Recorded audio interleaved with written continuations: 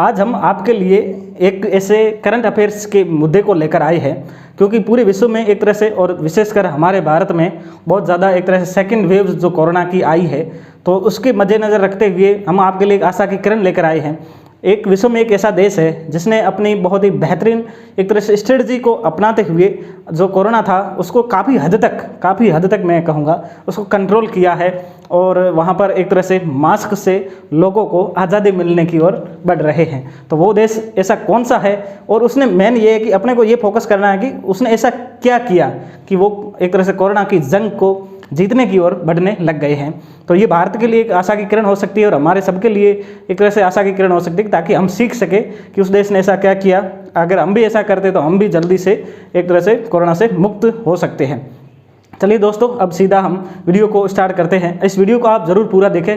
कई बार क्या होता है कि जैसे कोई भी कंट्री हो, अगर वो अधूरी तैयारी करती है तो सीधी सी बात है उसके परिणाम सही नहीं मिलते हैं। तो इसी प्रकार से ये है कि हम कुछ भी वीडियो अगर यहाँ पर अपलोड कर रहे हैं, अगर आप यहाँ तक आए हैं तो आप सीधी सी बात है कि अगर उसके बारे में जानना चाहते हो तो ज़रूर इस वीडियो को आप लास्ट तक देखें, पूरा देखें, ताकि पूरी जानकारी प्राप्त कर सकें। दोस्तों, मैं बात कर रहा हूँ इजराइल। कौन सा देश?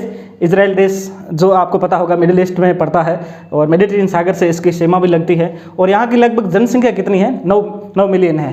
ठीक है, कितनी? 9 मिलियन एक तरह से पॉपुलेशन है टोटल यहाँ की।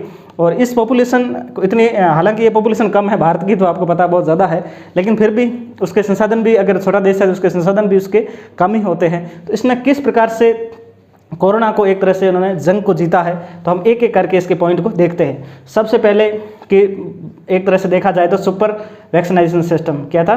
Super vaccine system.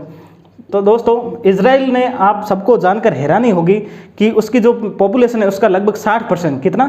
60% पॉपुलेशन को उन्होंने टीके लगवा दिए, टीकाकरण कर दिया 60% लोगों को। तो ये बहुत ही बेहतरीन रेट है। और दूसरा ये है कि भाई कोरोना चल रहा था तो 20% लोगों को वैसे ही कोरोना हो गया पहले से ही। ठीक है, 20% लोगों को कोरोना हो गया, तो यानी टोटल कितने हो गए? एक तरह से 80+ % लोग थे, उनमें एंटीबॉडी का निर्माण हो गया। एंटीबॉडीज़ क्या होती है दोस्तों? आपको पता होगा, जैसे ये एक कोरोना वायरस है। ठीक है, अब कोरोना वायरस के ऊपर ये एक तरह से जो स्पाइक प्रोटीन होते हैं और इसके जो अंदर एक तरह से जेनेटिक जो मटेरियल होता है, जैसे RNA बोलते हैं, तो वो होता है।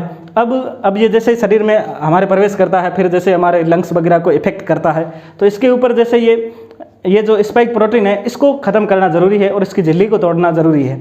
तो अगर किसी व्यक्ति में अगर इम्यूनिटी सिस्टम बहुत शानदार है तो वो उसमें एंटीबॉडी अपने आप बन जाती है, वरना क्या है कि उसके बाहर से टीकाकरण के माध्यम से दी जाती है, और बहुत ज़्यादा आपको पता है कि वो अगर एंटीबॉडी बनेगी तो इसको एक तरह से वो ख़त्म कर देगी और ये पूरा ख़त्म हो जाएगा कोरोना।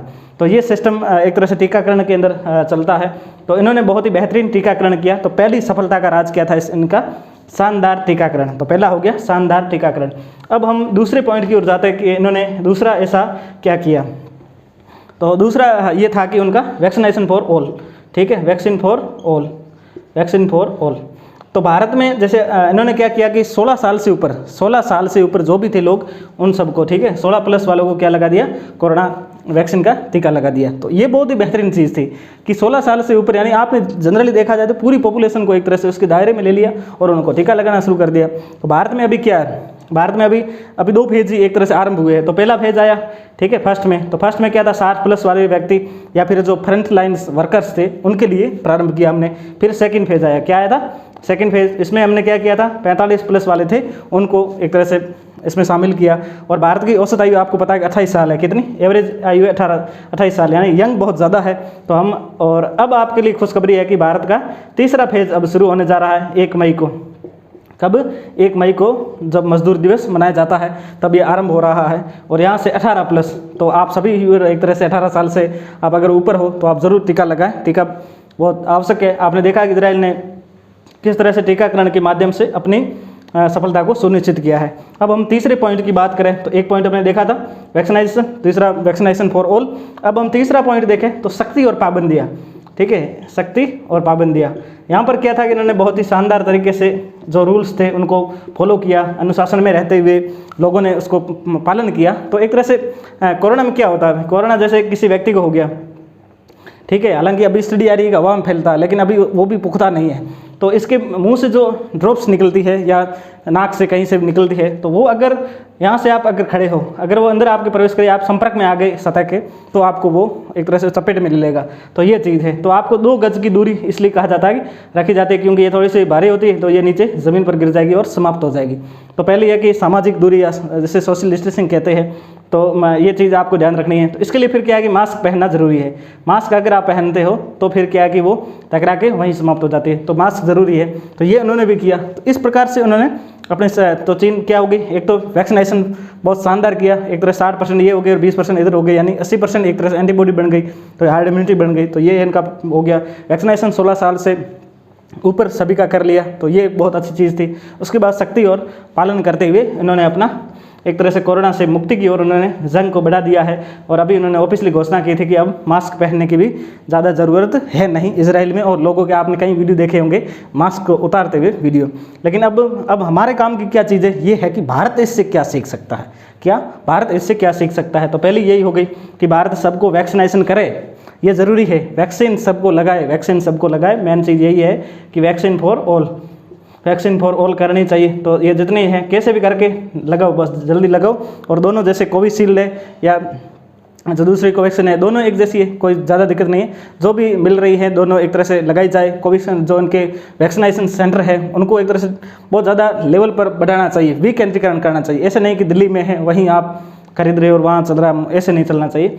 और तो गांव-गांव एक तरह सेंटर बनाया जाए और वहाँ पर लगाया जाए।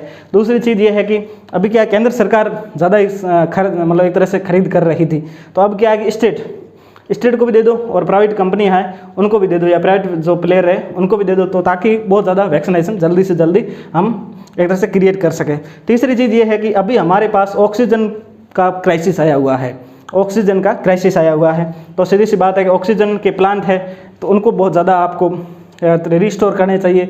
पूरा काम छोड़ दो, मतलब कि इंडस्ट्रीज वगैरह है उस सिस्टम को छोड़ के पूरी तरह से अभी हमारे मेडिकल ऑक्सीजन को क्रिएट करने की आवश्यकता है, क्योंकि अगर कोई व्यक्ति की जान बचेगी तो हम सीधी सी बात है कि वो वापस क्रिएट कर देंगे। तो ऑक्सीजन वाला ये सिस्टम हो गया। अभी हमारे पास जो बेड्स वगैरह वो एक तरह से ख़त्म होने लग गए, तो वो आपको क्रिएट करना चाहिए। मतलब इसको मिशन मोड में लगा दो कि कोरोना बिल्कुल 3 महीने में हम इसको कंट्रोल कर देंगे। अभी हमारे पास क्या है, 10,000 लोगों पर एक बेड है। कितने? 10,000 लोगों पर एक बेड है, ये स्थिति है। तो ये कितनी बुरी स्थिति है, इसको बहुत ज़्यादा अभी हमें एक तरह से बढ़ाने की आवश्यकता है। तो ये चीज़ हो गई। दूसरी चीज़ ये है कि भारत में मेन चीज़ ये है कि शक्ति और अनुशासन उसको बढ़ाना पड़ेगा। ऐसा नहीं कि अब हो क्या रहा है, कभी कुंभ चल रहा है, यहाँ इलेक्शन चल रहे हैं, ऐसी स्थितियाँ नहीं होनी चाहिए। शक्ति और अनुशासन के साथ में इसको कंट्रोल करना चाहिए। तो ये चीज़ हो गई। और ज़्यादा से ज़्यादा जितने भी सोशल डिस्टेंसिंग और मास्क है वो बहुत ही ज़्यादा ज़रूरी है, और उसको एक तरह से क्रिएट करना चाहिए या उसे लोगों में लगाना चाहिए। इस प्रकार से हमने ये देखा है कि इजराइल ने किस प्रकार से कोरोना को कंट्रोल किया है और भारत के लिए क्या सीख हो सकती है, ये चीज़ हमने देख ली है। तो दोस्तों इस वीडियो में हमने पूरी तरह से कोरोना के बारे में जो साधारण जानकारी थी वो भी ले ली है और इजराइल के मॉडल को देखा है।